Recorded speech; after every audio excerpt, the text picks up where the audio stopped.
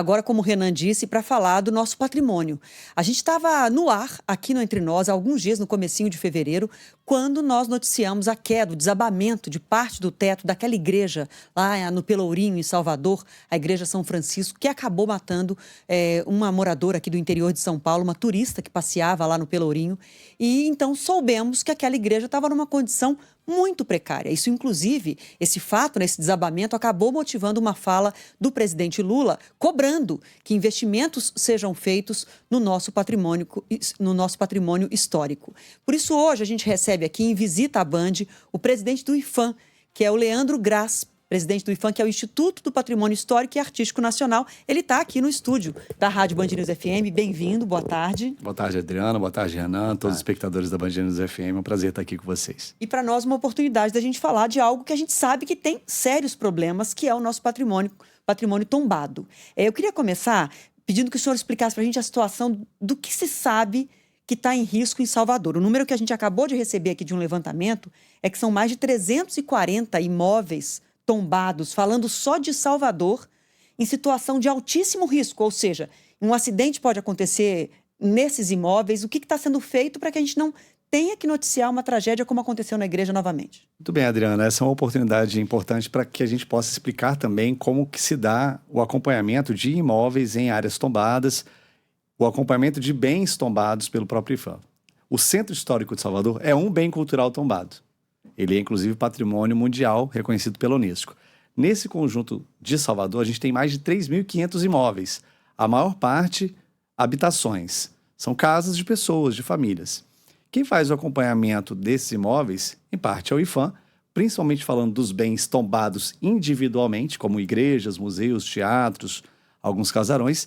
Também a Defesa Civil, tanto de Salvador como de outros municípios, que tem esse papel de acompanhar e avaliar riscos com alto grau de gravidade, com alto grau de problema. Então, nesse momento, essa é a novidade, a gente está conciliando os dados que o IPHAN tem, dados de fiscalização que nós realizamos diariamente, semanalmente, com os dados da Defesa Civil. Já passamos aí de 300 imóveis indicados como imóveis de alto risco.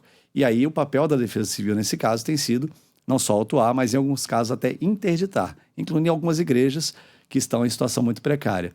É importante também salientar que, embora individualmente ou em conjunto os imóveis sejam tombados, tem seus proprietários, tem seus donos, e eles são os primeiros responsáveis pela manutenção desses imóveis. O IPHAN acompanha, orienta, analisa, a Defesa Civil também faz esse trabalho de proteção, mas cada um desses imóveis tem o seu dono, que é responsável, em primeiro lugar, pela sua conservação. Uhum. E o IPHAN também apoia esses proprietários, por exemplo, na captação de recursos para fazer a manutenção desses espaços? O senhor falou dessa importante responsabilidade dessas pessoas, mas como é que o Instituto apoia isso também?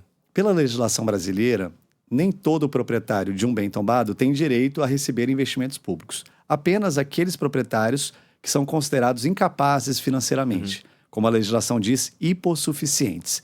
E o IPHAN tem atendido ao longo de todos esses anos vários proprietários nessa condição, sejam eles moradores ou também ordens religiosas, dioceses, algumas instituições e entidades da sociedade civil. Nós estamos com um programa, inclusive, em Salvador, que é o programa Conviver, que está acontecendo na 7ª etapa do Pelourinho e na Gamboa, para dar assistência técnica a moradores de baixa renda. Mas também eles podem contar com recursos municipais e estaduais, além de, falando de igrejas, museus principalmente, acessarem recursos pela Lei Rouanet. O que nesse momento a gente tenta fazer é mobilizar o acesso a esses recursos. Neste governo, desde 2023, nós já tivemos aí 740 milhões de reais só pelo novo PAC, para restaurar 144 edifícios no Brasil e contratar mais 105 projetos, fora ações emergenciais que foram feitas pelo próprio IPHAN. É uma demanda muito grande. O Brasil tem um patrimônio vastíssimo, cidades como São Luís, Salvador, Olinda, temos o caso das cidades históricas de Minas Gerais, demandam sim um cuidado. Então, além de fazer o investimento direto para esses que são hipossuficientes, nós também temos orientado a conservação, que é mais barata do que o restauro. É como a nossa casa, manter a nossa casa bem cuidada, às vezes tratando uma goteira, uma rachadura na parede, é melhor do que, em algum momento, a gente ter que reformar a casa inteira. A conservação tem sido uma prioridade nossa com essas orientações, capacitando também pessoas. O programa Conviver forma mestres de ofício, forma pessoas para que elas atuem ali no território nessa manutenção diária. Tá. Só voltando à questão da fiscalização conjunta, Defesa Civil e IPHAN, que o senhor mencionou há pouco, só para eu entender, isso é uma novidade, está sendo feito agora, uma vez que a gente viu que lá na Igreja São Francisco faltou pedir que fosse urgente a vistoria, porque tinha uma vistoria marcada, mas não tinha sido determinado que era urgente, e aí, ou seja, por conta disso, não se deu a urgência que precisava e o teto caiu e matou uma pessoa. Então, eu queria entender, porque não ficou claro para mim, se é uma coisa nova, a partir de agora vai ser em conjunto nos casos mais emergenciais, e se vale para o Brasil todo. E como é que faz? A Defesa Civil acionada aciona o IPHAN? Eu estou pensando em que a gente pode estar atingindo outras prefeituras Brasil afora que estão vendo seus imóveis tombados, desmoronando, desabando e que precisam tomar providência. Perfeito. Então, primeira coisa, morador, moradora de centro histórico, de área tombada, ou proprietário de um imóvel tombado, seja uma igreja ou um museu. Verificou uma situação, está chamando a atenção esse dano? Primeiro, chame a Defesa Civil, porque é ele o órgão capaz de fazer uma vistoria e dar ali algum indicativo de necessidade ou não de interdição. Esse é o primeiro ponto. O IPHAN também é um órgão que pode ser acionado, principalmente para orientar manutenção e conservação. A nossa fiscalização, que acontece em todas as cidades e áreas tombadas, ela vai muito no sentido educativo, de prevenção. A gente diz para o proprietário, olha, para esse caso aqui você deve fazer tal medida, você deve adotar tal procedimento. E assim a gente vai tentando cuidar de tudo. Mas é de fato importante que, em sinal de risco ou em sinal de um dano, e até desconhecendo a gravidade, adote as medidas preventivas. Chame a Defesa Civil, chame o Corpo de Bombeiros e interdite, deixe o lugar até que seja feita a vistoria sem acesso, porque pode ser algo grave. O caso da igreja era um que não se tinha informação sobre a gravidade, nem por parte dos freis, não se tinha laudo da Defesa Civil, e os nossos técnicos vistoriariam na quinta-feira, após terem sido comunicados na segunda. Então é importante que haja também essa corresponsabilidade. As ações que o IPHAN está fazendo neste momento com a Defesa Civil já vinham acontecendo em alguns municípios, com certa sintonia, mas nesse momento a gente está ganhando escala nacional. Então, uma orientação da nossa diretoria, uma orientação minha enquanto presidente do IPHAN, é que a gente adotasse essa fiscalização integrada em todos os estados brasileiros. Queria fazer uma pergunta para o senhor sobre destravar processos burocráticos de análise de áreas que podem ser tombadas ou mesmo de manutenção desses espaços. A gente sabe que é um processo difícil, exige um trabalho minucioso, de perícia, um cuidado importante. Como fazer esse processo ser mais célere sem perder o rigor do trabalho que está sendo feito? E incluo nessa pergunta uma fala de um ouvinte nosso da nossa audiência de Minas Gerais, das cidades históricas de Mariana. Sempre aparecem perguntas, né, de áreas tombadas, Ótimo. áreas históricas. Ele diz, sou natural de Mariana, em Minas Gerais. E ele diz que tinha a impressão de que antes o IPHAN fazia esse processo de manutenção, sobretudo de pequenas manutenções, isso era mais ágil e agora ficou mais dificultado. Como fazer para agilizar esse processo? O IPHAN tem esse papel, como o nosso ouvinte, espectador está colocando, de análise de intervenções em bens tombados. Qual é o sentido disso? Tombamento não é engessamento. O proprietário ele pode e deve fazer intervenções para adaptar esses bens à sua realidade ou à necessidade da sua comunidade. A análise do IPHAN é para impedir eventuais descaracterizações desse imóvel ou até demolições desnecessárias, como já tivemos tempos atrás no Brasil. Então, essa análise é feita pelos técnicos. Tem uma portaria do IPHAN, uma norma do IPHAN, que regula essa análise, dizendo como que deve ser a resposta, em quanto tempo. Inclusive, nós estamos revisando essa portaria para dar mais celeridade e menos burocracia. Essa é uma portaria de 2010 ainda. Ela trouxe muitos ganhos, mas ela pode ser aperfeiçoada. Agora, o IPHAN tem, sim, como em Mariana, os seus escritórios técnicos, nos órgãos do governo mais presentes nos territórios do Brasil. São 37 escritórios e as 27 superintendências. Então, qualquer proprietário, qualquer pessoa que queira alguma orientação do IPHAN, seja na análise ou então em algumas medidas de conservação, podem procurar a nossa superintendência. E a gente tem tentado responder dentro das nossas capacidades, com a celeridade máxima possível, mas, acima de tudo, com compromisso de preservação. Digo de novo, o tombamento não é engessamento, seja para os conjuntos urbanos, seja para os imóveis. A gente quer que haja, sim, as adaptações, mas com a preservação garantida, para que a gente não perca os valores culturais e a riqueza que esses bens possuem. Agora, sobre imóveis que são tombados, e às vezes a gente assiste, né, a gente conhece vários onde a gente mora. Eu sou daquela região de Ouro Preto, mas moro em São Paulo há muito tempo. Tanto lá eu vi esse problema. Era muito comum em Ouro Preto a gente fazer reportagem. Olha a frente estava razoável, a frente dos casarões tombados. Olha o fundo, passa na rua de trás e estava despencando tudo. Então, assim, a gente via que tinha um problema estrutural grave que já vem de décadas, não é de agora, começou o problema agora. Agora, a gente também vê aqui em São Paulo, por exemplo, os casarões no centro de São Paulo. Quantas vezes a gente comenta, né, Renan, que os casarões poderiam ter uso, né? A gente poderia ter um centro vivo se esses casarões tombados fossem utilizados para algum tipo de atividade comercial, para algum tipo de escritório.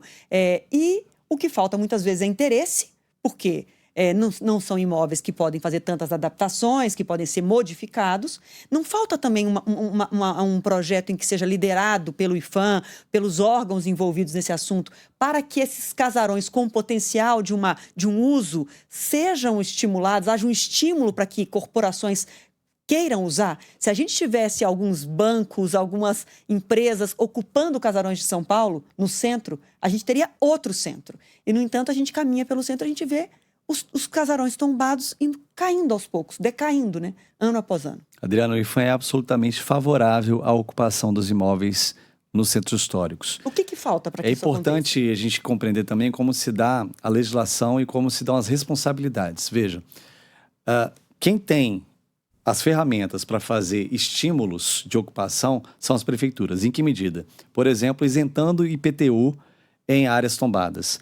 Várias prefeituras no Brasil já fazem isso. Outras, inclusive, vão além. Salvador tem uma política interessante que, além de isentar o IPTU, ela cria o crédito tributário do patrimônio.